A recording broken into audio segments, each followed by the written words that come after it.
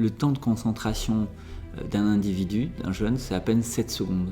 Le poisson rouge, c'est 8 secondes. Ce qui m'interpelle, ce qui m'interroge, ce qui me fascine et ce qui m'inquiète, c'est Neuralink.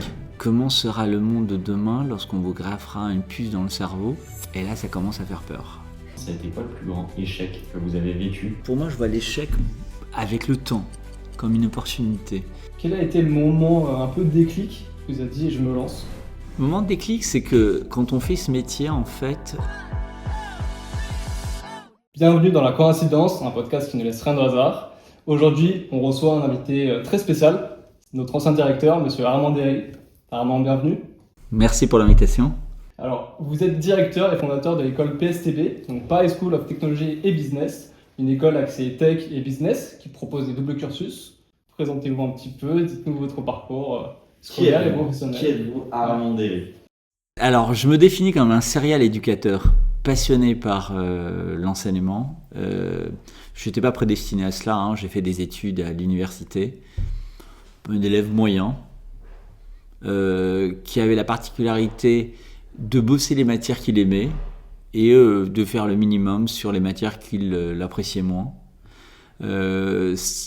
J'ai découvert au fur et à mesure des années universitaires que j'étais plutôt passionné par la finance. Donc j'ai fait un master en finance, après j'ai poursuivi en doctorat en finance. Ayant besoin d'argent, je me suis mis à enseigner et comme ça, j'ai découvert cette passion de l'enseignement.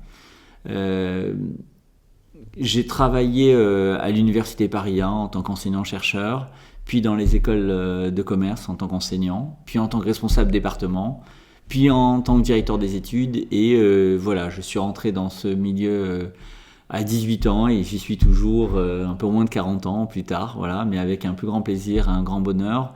La satisfaction de voir chaque année des générations de 18 ans arriver. Vous avez le droit de prendre chaque année un an de plus, mais le bonheur, c'est d'avoir en face de vous des étudiants qui ont toujours le même âge. Donc ça vous donne un esprit, ça vous laisse un esprit toujours jeune. Et puis vous apprenez. On apprend beaucoup parce qu'on est challengé par la jeunesse et intellectuellement, c'est assez challengeant. Et quand on est curieux, le métier est passionnant. On va commencer par le début. Professeur, ça a été votre premier job? Alors j'étais professeur, consultant, j'ai fait des missions en entreprise. Pendant mon expérience à la fac, j'avais des stages naturellement. Je faisais des missions d'audit également après mon diplôme. Mais on va dire le véritable métier que j'ai fait, c'était enseignant. J'étais enseignant et j'enseignais plus de 20 à 30 heures par semaine en finance pendant quelques années jusqu'après devenir directeur des études. Et là, on a moins le temps. Il faut piloter des programmes, il faut piloter des enseignants. Voilà, et veiller à transmettre avec les méthodes les plus intéressantes et les programmes les plus adaptés aux besoins des entreprises. Et donc, c'est ça qui est challengeant. Qu'est-ce qui vous a donné envie de créer votre propre école après avoir été dirigeant pendant plusieurs années? Ça a mis quelques années. Alors, j'étais directeur de Paris School of Business pendant un peu plus de 20 ans. Et en fait, en France, on est sur des formations assez cloisonnées. D'un côté, vous avez les grandes écoles de commerce. De l'autre, vous avez les grandes écoles d'informatique et d'ingénieurs. Et on voit bien qu'en fait, les deux milieux ne se parlent pas. Lorsque je diplômais des élèves de grandes écoles de management et les entreprises nous faisaient part de leurs souhaits, je voyais bien qu'elles demandaient que les financiers maîtrisent mieux les outils informatiques, du VBA par exemple, les contrôleurs de gestion, les experts comptables. Je vois bien quand même en marketing, elles avaient besoin qu'ils sachent gérer la data, de la CRM. Et en fait, plus on intégrait cela dans les programmes, et plus les entreprises vous demandaient encore davantage. Et lorsque je demandais à ces entreprises, mais je comprends pas, moi je suis une grande école de commerce, pourquoi est-ce que vous n'allez pas recruter des informaticiens? Elles me disaient surtout pas. Pourquoi? Les informaticiens, ils sont très bons, ils ont une expertise technique, mais lorsque vous les mettez face aux clients, c'est un peu plus compliqué. Si vous voulez vendre des logiciels de cybersécurité à quelques millions d'euros et que vous mettez un technicien en face d'un client, on n'a pas les éléments de langage. A contrario, Si vous prenez un diplômé d'école de commerce et vous le mettez face à un DSI, directeur informatique, il s'y connaît rien en technique. Et donc je voyais bien que le monde dans lequel on évoluait était un monde où la technologie prenait une part de plus en plus importante.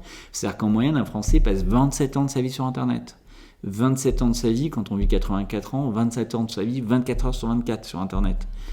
À travailler, c'est à peine 11 ans de sa vie, 24 heures sur 24.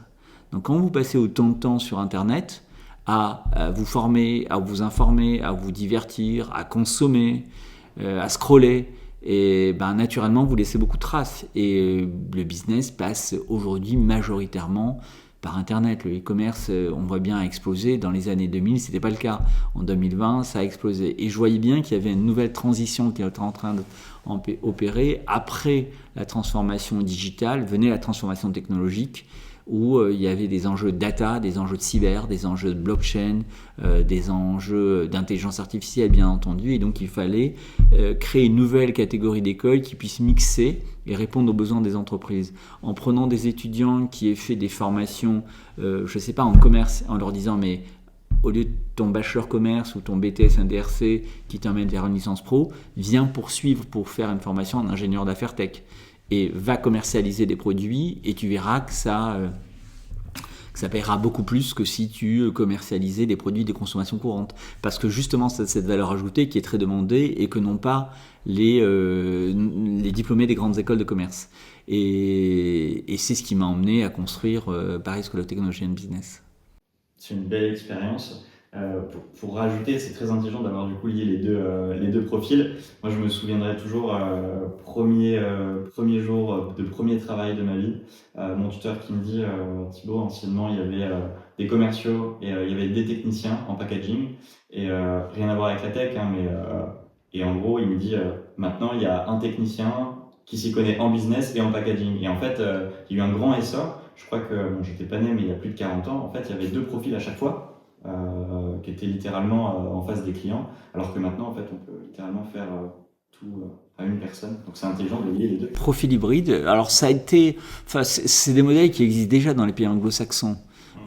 Aux États-Unis, ce qui fait le succès de la Silicon Valley, c'est ça, c'est que vous mettez des diplômés d'école d'ingénieurs avec des diplômés d'école de commerce et vous les faites bosser ensemble. En France, c'est plus complexe. Quand on est en terminale, on va vous demander de choisir, tu veux faire un parcours ingénieur ou un parcours école de commerce, et après on va rester cloisonné. Parfois on va rentrer dans le commerce si on n'aime pas, c'est plus compliqué d'aller vers la tech une fois que tu as commencé par le commerce.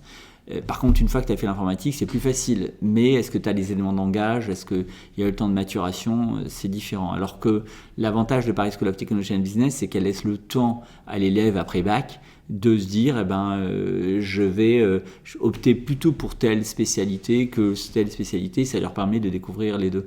Donc c'est un modèle qui s'inspire des modèles anglo-saxons et qui doit avoir sa place aujourd'hui dans l'écosystème français. Et ce qui me fait plaisir, c'est de voir qu'aujourd'hui, vous avez beaucoup de grandes écoles françaises qui commencent à y arriver. Quelques années plus tard, le SCP lance une école de tech, le M-Lyon lance une école de tech. HEC a lancé un bachelor en tech avec, je crois, Polytechnique. Donc on voit bien qu'aujourd'hui, c'est en train de se développer. Mais c'est vrai qu'en ce sens, Paris School of Technology and Business a été avant-gardiste. Et pourquoi vous pensez que la France n'a pas suivi ces pays anglo-saxons sur cette avancée d'un point de vue purement scolaire ? Je pense que la France est assez conservatrice dans l'éducation. On a des modèles qui sont très, très conservateurs. Après bac, on va vous dire, il faut que tu fasses une grande école. Aux États-Unis, on va prendre une année sabbatique, on va faire le tour du monde et après on va peut-être s'interroger avec une autre forme de maturité. On va même commencer avec un bachelor en psychologie pour après finir en médecine ou pour finir en droit ou finir en mathématiques. Ce sont des passerelles qui existent en France, on colle beaucoup d'étiquettes. Et donc, et on a peur que son fils n'ait pas fait une grande école. Je crois que c'est plus des raisons historiques avec des difficultés de s'adapter à l'écosystème. Et puis la deuxième raison, c'est que quand vous êtes en terminale, vous allez souvent essayer de dupliquer le modèle de vos parents. Enfin, vos parents ils vont vous orienter vers ce qu'eux ont fait, parce que ça bouge tellement que c'est compliqué pour eux. Et quand on va vous emmener dans un salon, c'est encore plus compliqué, parce que si on va sur la plateforme Parcoursup, vous avez plus de 23 000 formations. Donc comment vous allez vous retrouver? Donc quand vous essayez de parler, vous expliquez aux gens en leur disant, mais surtout, offrez-vous le luxe de choisir pendant un an entre les deux univers, on vous écoute pas, parce que c'est quelque chose qui est, c'est des modèles qui ne sont pas assurants, pas innovants. Vous savez, il y a toujours les first movers adopteurs et puis il y a les suiveurs. En France, on n'a pas souvent cette capacité à être innovant. Du coup, moi, j'ai une question qui me vient. Quand vous avez lancé PSTB, qu'est-ce que vous vouliez faire de différent des autres écoles? Alors, il y a deux choses. Il y a d'abord l'expérience pédagogique. L'expérience pédagogique, pour moi, elle se doit d'être différente. Il faut savoir qu'aujourd'hui, le temps de concentration d'un individu, d'un jeune, c'est à peine 7 secondes. Le poisson rouge, c'est 8 secondes. Et donc, là où avant, un étudiant pouvait écouter un prof parler pendant 2 heures, sagement, aujourd'hui, c'est de plus en plus compliqué. On le voit bien quand on est sur Internet, on vous pose vidéo, Netflix, la saison 2, la saison 3, la saison 4, on ne dort plus. Voilà, donc il y a beaucoup d'adrénaline qui est mis en place, et donc il faut naturellement repenser les méthodes pédagogiques. Et donc, l'une des différences, c'est d'intégrer des parcours expérientiels. Aujourd'hui, à Paris School of Technology and Business, 30% de nos cours sont en expérientiel. Ça passe par des voyages d'études à l'international, ça passe par des rendez-vous de la tech, ça passe par des visites dans les salons, ça passe par des certifications professionnelles qui sont intégrées, ça passe aussi par des cas pratiques, des masterclass ou des hackathons dans lesquels on va faire travailler nos élèves en réalité virtuelle dans un lab comme celui-ci. Donc là, c'est la première différence que j'ai souhaité mettre en place par rapport au modèle existant. La deuxième, c'est le modèle hybride. Paris School of Technology and Business, Nomen est Omen, le nom est un présage. On assume clairement ce positionnement hybride. Et je le dis lors des portes ouvertes ou lors des salons en disant, si vous avez envie de faire que de l'informatique, ne venez pas chez moi. Si vous voulez faire que du commerce et vendre du luxe, ne venez pas chez moi, allez dans les écoles spécialisées. Maintenant, si vous avez comme nous conscience que le monde de demain est un monde hybride où il faut avoir cette intelligence et cette agilité de pouvoir parler aux deux univers et de basculer d'un univers à l'autre, vous avez votre place au sein de Paris School of Technology and Business. Donc là, c'est une autre différence que nous proposons. Troisième différence, c'est de nous positionner sur les métiers du futur. On a proposé l'intelligence artificielle, on voit qu'aujourd'hui beaucoup d'universités y arrivent et de grandes écoles, mais ça on le propose depuis 5 ans. La data, la blockchain, il y a très peu de formations en blockchain en France, la cybersécurité, et sur tout ce qui est business de la tech, il y a aussi peu d'établissements qui le proposent. Donc voilà les différences de Paris School of Technology and Business par rapport aux autres. C'est intéressant parce que même pour les profils un peu entrepreneurs de l'école qui ressortent après 2, 3, 4 ou même 5 ans, je sais que quand on confond un truc dans la tech, il y a toujours un CTO plutôt tech et un commercial plutôt commerce. Et le commercial, lui, quand le CTO lui parle chinois. Donc il a besoin aussi de comprendre ce qu'il fait, ce qui se passe sur le produit, etc. Et inversement, le CTO, il va se dire, moi je vais faire du beau code, je vais faire un beau produit. En fait, il ne voit pas la value business. Donc, c'est bien d'avoir les deux profils. C'est hyper intéressant. C'est un peu le Stanford de la France. En tout cas, c'est l'ambition. C'est l'ambition, un petit, avec beaucoup moins de moyens. On n'est pas sur des budgets équivalents au ministère de l'Enseignement supérieur de la Recherche français. Vous imaginez que ces universités ont des budgets qui sont quasiment équivalents au ministère de l'Enseignement supérieur de la Recherche. Oui, c'est innovant. Et puis, ça paye parce que, vous voyez, sur la première promotion de sortie de bachelor, ils étaient une vingtaine. Il y a 2 étudiants qui se sont mis ensemble, qui ont monté leur start-up et qui viennent de lever plus de 200 000 € en cybersécurité et qui ont recruté 2 autres alternants de l'école parce qu'ils apprécient justement ce profil hybride. Il y a un qui a un profil plus commercial, il y a un qui a un profil plus tech. L'avantage qu'a le profil commercial, c'est qu'il a aussi fait de la tech. Donc il arrive à discuter avec l'équivalent du CTO et celui du CTO, qui a le profil tech, comprend aussi les besoins. Il a été sensibilisé. Forcément, c'est pas son tropisme, mais il a compris que sans penser à l'expérience utilisateur, le produit n'aura pas de clients et donc la raison d'être de l'entreprise disparaît. Elle figure Elle figure dans... C'est Ariel, ouais. Ariel Elbaz. Ouais, c'est Ariel Elbaz. Oxflow, je crois. Olaflow. Olaflow, voilà, Olaflow, ouais. C'est un des prochains aussi sur la liste, entre anciens de PSTB. Ouais. Ça serait intéressant de le voir aussi. Olaflow, c'est ça, ouais. Et avec Hillel Cohen, voilà. Donc c'est Ariel et Hillel, ouais. Et qui ont pris 2 alternants d'école, quoi. Et donc c'est sympa, c'est une belle histoire. Ouais. Trop bien. Et c'était quoi la chose la plus compliquée pour attirer des élèves qui étaient donc focalisés après le bac sur les parents qui se disent inscris-toi partout sur Parcoursup, choisis l'option de sécurité, c'était quoi C'est toujours compliqué, c'est-à-dire c'est pas le match n'est pas gagné. En fait, la façon de contourner le problème, c'est de se dire à quel niveau les étudiants entrent. Ils peuvent entrer soit post-bac, soit post-bac plus 2, soit post-bac plus 3, soit post-bac plus 4, 5. Post-bac, je crois que le match est compliqué. Donc nous, à PSTB, on a des objectifs d'avoir une 30aine d'étudiants en bachelor. On se limite là. Okay. J'ai pas d'ambition d'avoir 400 parce que je sais que le marché est compliqué. Il est déjà très concurrentiel sur les grandes écoles. Et donc arriver en ayant des ambitions fortes, c'est complexe. Convaincre les parents que nos tech, nos futurs, ils ont du mal. Ils sont sur des modèles. Souvent, en fait, poser la question aux personnes qui ont eu leur diplôme il y a 20 ans, ils ont l'impression que les formations sont les mêmes que lorsqu'ils sont sortis du système universitaire.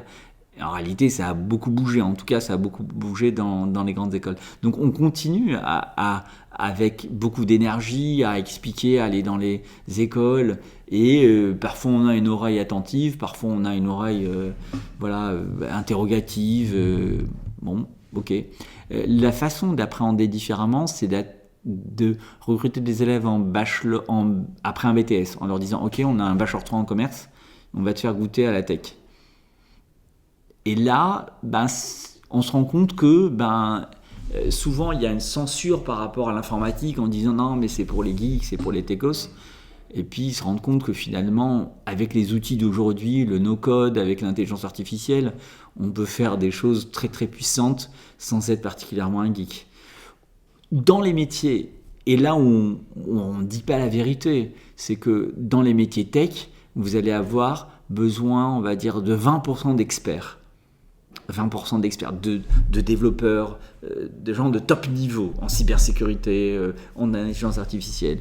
Vous allez avoir besoin de 20% d'intégrateurs, de gens qui vont prendre un modèle et qui vont pouvoir vous l'intégrer dans un système, votre CRM, votre plateforme d'entreprise. Mais 60%, en fait, ce ne sont pas des techniciens. Et c'est là où il y a le plus de jobs. C'est sur du project management, c'est sur de l'accompagnement, c'est sur digital, c'est sur ce conseil.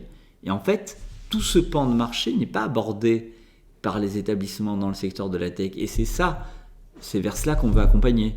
Donc on a des étudiants, et une petite histoire, il y a un étudiant qui nous a rejoint après une licence pro et qui a fait ingénieur d'affaires tech à l'école.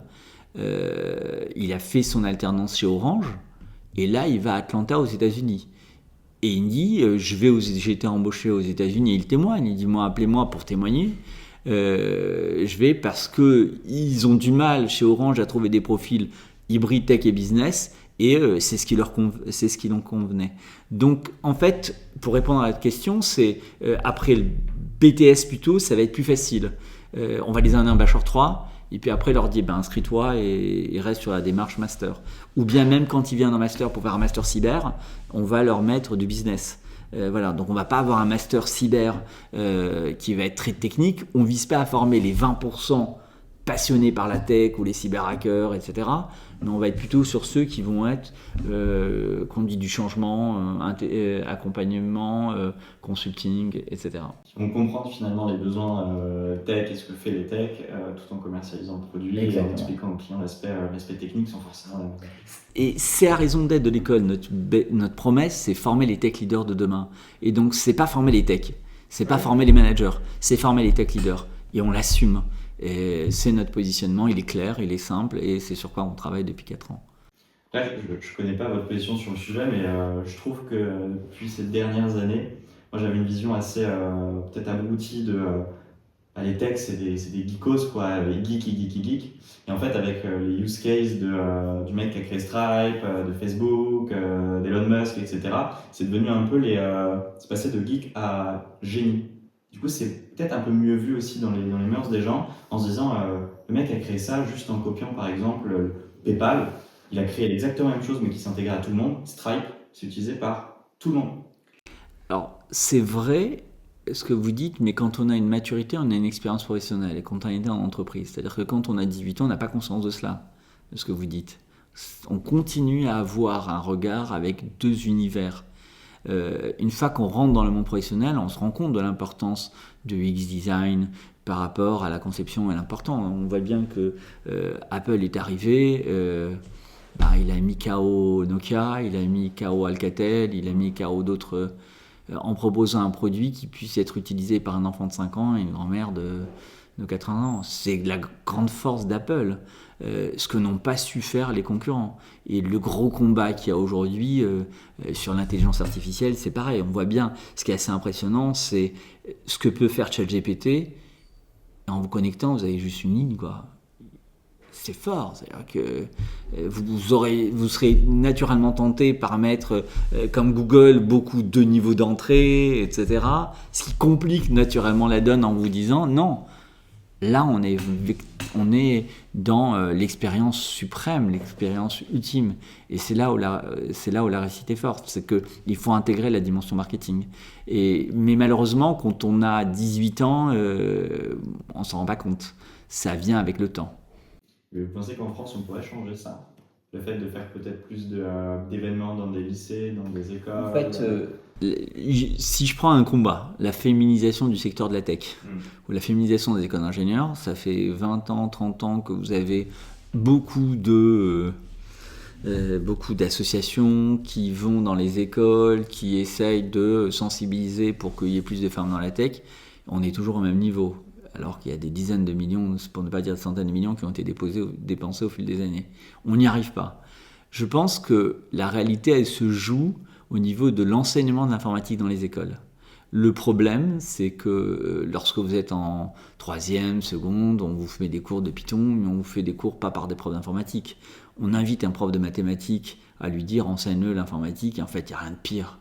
Ça dégoûte les élèves de l'informatique. Donc voilà, rajoutez cela au fait que ce sont des métiers qui bougent vite, donc compliqué pour les conseillers d'orientation de comprendre ce qui se passe, compliqué pour les enseignants qui sont juste dans leur écosystème et qui ne sont pas confrontés à la réalité professionnelle. Souvent, quand vous êtes en terminale, vous allez poser la question à qui? À votre professeur. Mais qu'est-ce qui sait votre professeur qui n'a pas quitté son lycée depuis 20 ans, 25 ans sur ce qui se passe dans les professionnels? Franchement, rien.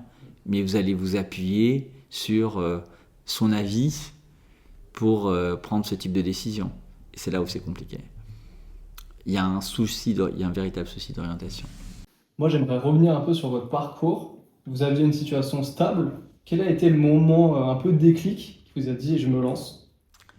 Le moment de déclic, c'est que quand on fait ce métier, en fait, on fait parce qu'on aime le contact avec les étudiants, avec les enseignants. Quand j'ai commencé l'enseignement, j'avais à peine 3 ans de plus que mes élèves. J'enseignais à la fac, j'avais 25-26 ans, j'avais des cours en master et voilà. Et en fait, j'aimais le contact avec les étudiants. J'ai pris la direction d'une école qui était à 250-300 élèves. C'était passionnant. Pendant 20 ans, elle est passée de 250 à 4000. Et en fait, quand vous dirigez après une école de 4000, en fait, vous n'êtes plus du tout en contact avec les étudiants. Vous êtes en gestion. Vous gérez les profs, vous gérez les budgets, vous gérez le marketing, mais vous perdez le contact avec les élèves. Donc, à un moment donné, vous vous posez la question, vous vous dites, j'ai fait ce métier pour des raisons que je ne retrouve plus. Donc, c'est le moment de s'interroger. Il me restait 10-15 ans de carrière. Je me suis dit, si je ne fais pas le pas de côté maintenant, je le ferai jamais, quoi. Donc ça a été ce qui a été aussi l'élément déclencheur. C'était pour le côté humain. C'était pour revenir à la base au côté humain. Moi, je suis directeur d'école, mais ce que j'ai aimé faire, c'était enseigner. Et je finirai enseignant. Je finirai enseignant parce que c'est passionnant de transmettre. En vieillissant, en devenant plus mature, on connaît les capacités de manipulation qu'on peut avoir vis-à-vis des jeunes. Vous pouvez leur faire croire n'importe quoi. Et c'est normal, ils n'ont pas le recul, ils n'ont pas l'expérience de la vie. Mon souci d'intégrité et d'éthique m'invite à être en contact avec eux pour les alerter sur n'y croyez pas. Vous êtes dans un salon et vous dites à des jeunes ne faites pas STAPS, vous faites déchirer par les professeurs de STAPS à côté ou des professeurs de psycho. Mais la réalité, c'est qu'il y a à peine 10%, 15% qui vont trouver un job après. Est-ce qu'on doit continuer à leur mentir ? En tout cas, c'est pas ma philosophie.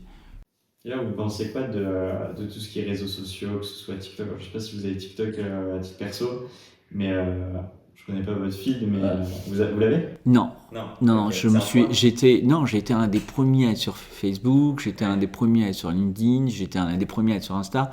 J'ai suivi beaucoup de réseaux, Periscope, je ne connaissais pas, voilà. Quand même, c'est un peu connu, Periscope. Ok. Mais TikTok, j'y étais. Je suis resté 2 jours, j'ai dit non, là je peux pas. Il y a des choses que, voilà. Pourquoi ?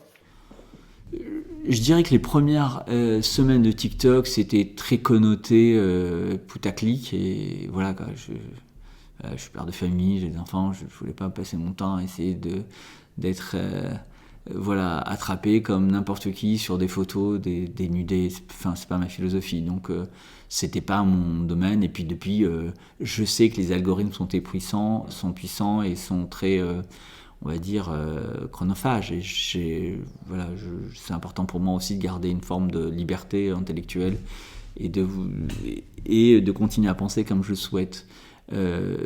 Par rapport au réseau, je pense, c'est comme toute arme. Ça peut être utile, mais il faut éduquer. Il faut éduquer à l'utilisation des réseaux. Je pense que ça peut détraquer les plus fragiles. Et malheureusement, quand on est jeune, on ne se rend pas compte des dangers. Les Chinois l'ont compris. Ils ont mis des quotas sur l'utilisation des réseaux. Ils ont raison. Je pense qu'il faut encadrer parce que les dégâts sont visibles et réels. Moi qui suis dans l'enseignement supérieur, comme je l'ai dit depuis 20 ans, 25 ans, je vois bien les différences de comportement en génération. Les élèves peuvent être dans une même classe pendant 1 an et ne se connaissent pas du tout. Ils ne se parlent pas. Alors qu'il y a 20 ans, 25 ans, ce n'était pas le cas, ils se connaissaient tous. C'est pas qu'on s'appréciait, on prenait le temps de discuter, on prenait le temps d'échanger. Là, à la pause, chacun va sur son réseau voir ce qui s'est passé pendant l'heure et demie où il était en cours. À l'époque, à la pause, tu vas discuter, tu vas fumer une clope, tu prends un café, et ça t'oblige à discuter. Là, plus personne ne discute, donc vous le voyez bien dans le métro, vous voyez bien dans les avions, vous voyez bien partout. Donc je pense que il faut savoir encadrer, ça a des vertus, mais il faut savoir apprendre à l'utiliser au bon escient et surtout apprendre à développer l'esprit critique. Et c'est un des plus grands dangers. Quand j'étais directeur de Paris School of Business, en première année du programme Grande École, j'avais mis un cours que je dispensais avec d'autres intervenants sur la désinformation. Je voulais apprendre aux étudiants à ne pas tomber dans les fake news, parce que la manipulation, elle est forte. Et là, c'est encore pire avec les vidéos aujourd'hui, avec les vidéos faites avec IA. Vous pouvez faire dire n'importe quoi à n'importe qui. Et comme c'est marqué à Paris School of Technology and Business, il est plus facile de tromper quelqu'un que de le convaincre qu'il a été trompé. Donc une fois que vous avez trompé quelqu'un, lui faire croire que ce qu'on lui a dit était faux, c'est fini, quoi. La manipulation, c'est clair, et puis aujourd'hui, avec le fait d'avoir les réseaux sociaux, que tout se relaie de manière hyper rapidement, c'est presque terminé. Des médias qui relayaient des fausses informations parce qu'il y a eu sur un réseau social qui n'était pas du tout vrai. Ça dépend des médias. Par exemple, aujourd'hui, normalement, quand vous allez... ce que j'essaye d'apprendre, en tout cas à mes enfants et dans les cours que j'ai aux étudiants, c'est la première des choses, c'est voir la source. Quelle est la source ?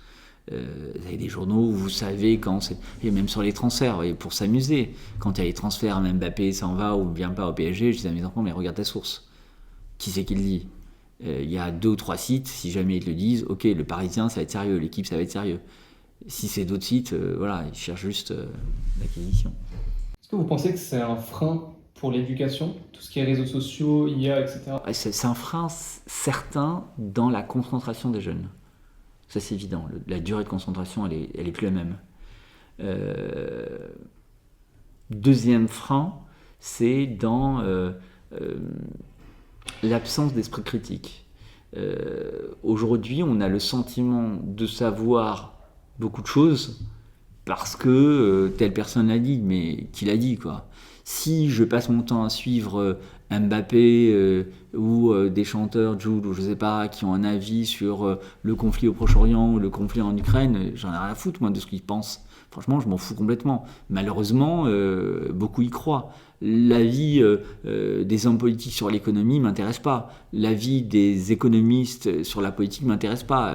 Et vice-versa. Je pense qu'il y a des experts dans chaque domaine. Et il faut écouter les experts dans les sujets qui sont intéressants. Et malheureusement, avec les réseaux, le deuxième effet, c'est l'amalgame qui est fait. Ah, il a dit, donc c'est vrai. Ouais, mais so what, quoi. Il n'a pas d'expertise qui reste dans son champ de compétences. Et malheureusement, tout le monde a un avis sur tout. Donc,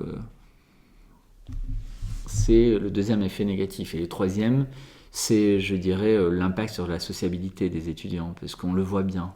Il n'y a plus ce côté social. Voilà. Et j'ai cru comprendre que ça a un même impact sur la vie des couples, les mariages, les enfants... les Tinder, enfin, on est consommateur aujourd'hui, enfin, il n'y a plus de séduction, c'est triste, quoi. Plus le moment présent.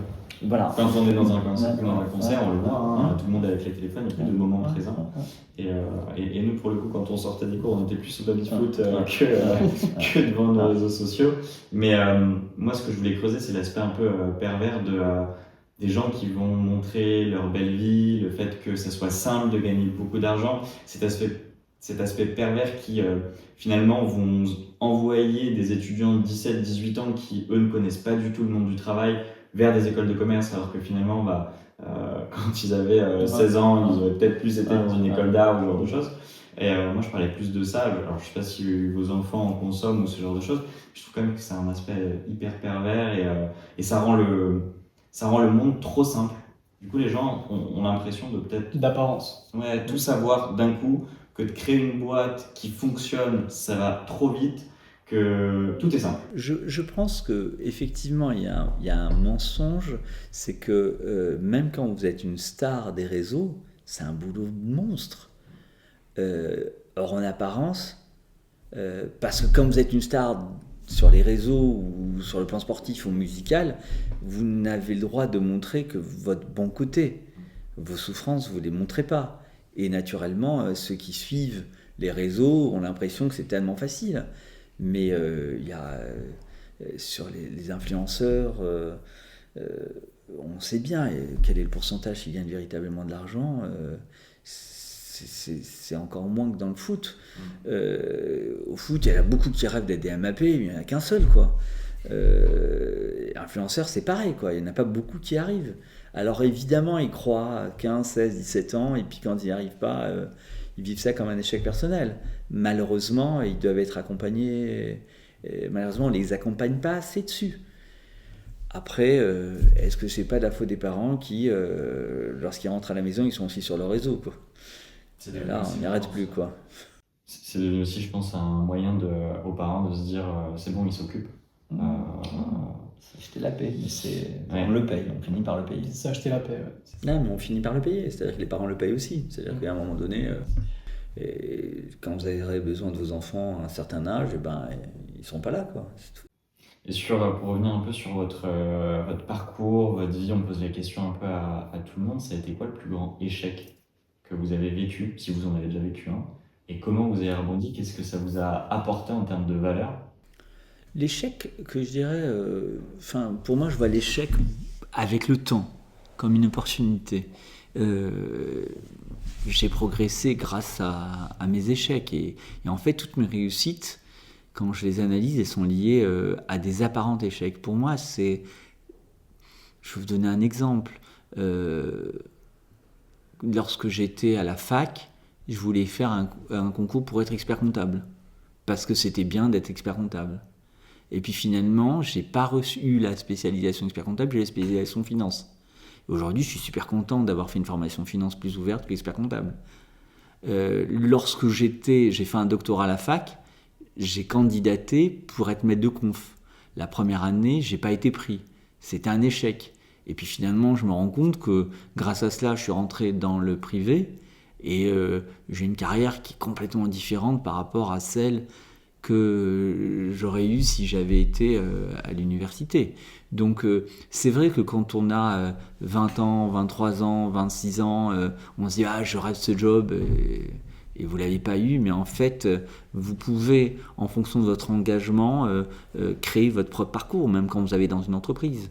Dans une entreprise, il faut être en capacité aussi, si elle est petite, d'être force de proposition, de convaincre vos supérieurs qu'il y a des opportunités. Et puis finalement, si vous avez cette capacité, vous voyez que finalement, vous allez arriver à créer un univers qui est différent. Mon histoire à PSTB, c'est après 20 ans, j'ai été voir le boss en lui disant voilà, il est peut-être temps de créer un nouveau modèle d'école. Il m'a fait confiance au regard de mon passé en disant écoute, vas-y, on va investir de l'argent, on va voir si ça marche, tant mieux, si ça marche pas, tant pis, quoi. Je dis pas que ça marche, mais aujourd'hui on a plus de 400 élèves pour une 4e année, ce qui est quand même pas mal, quoi. Et voilà.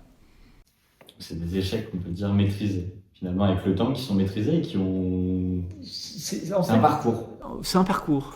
C'est un parcours. En fait, c'est vrai qu'en France, là aussi, c'est un deuxième trait lié à la psychologie française, mais les échecs sont mal vécus. Aux États-Unis, on va vous dire combien de fois tu as planté ta boîte. Ok, c'est bien. En France, vous avez quitté votre boîte à 30 ans, vous avez quitté votre entreprise dans laquelle vous aviez bossé une grande entreprise à 30 ans pour créer votre start-up. Vous faites 2 ans, 3 ans, on sait que 90% des boîtes meurent. Vous arrivez à 33 ans, 35 ans, vous n'êtes pas bien, quoi.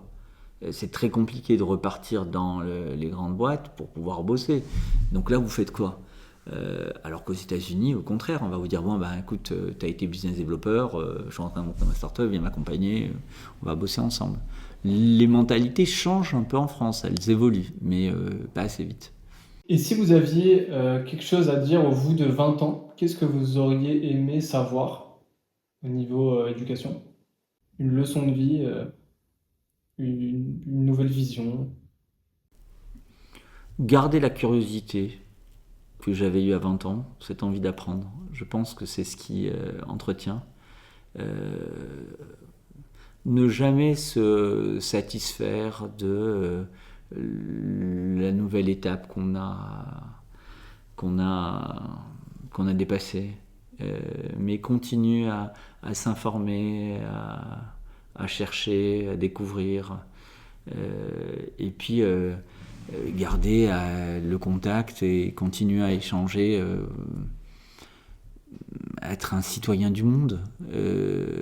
C'est ce que j'ai toujours aimé être. J'ai eu la chance, grâce à mon job, de beaucoup voyager, de côtoyer des cultures différentes. J'ai fait plus de 50 pays, donc beaucoup de cultures différentes, écouter les différences et s'adapter aux différences et apprendre.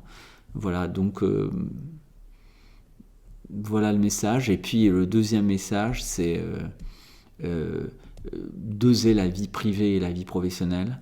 Ça, c'est important. C'est vrai que la vie professionnelle, elle peut happer plus facilement notre génération, enfin en tout cas la mienne que la vôtre, parce que j'ai l'impression que le curseur, il est plus sur la vie privée que la vie professionnelle dans votre génération, ce qui est aussi des vertus. Ma génération, on est plutôt une génération fidèle, bosseur, engagé. Donc apprendre à doser la vie privée, la vie professionnelle, et voilà, tomber sur le bon conjoint, en tout cas pour moi la bonne épouse, pour m'aider à avoir un bon équilibre.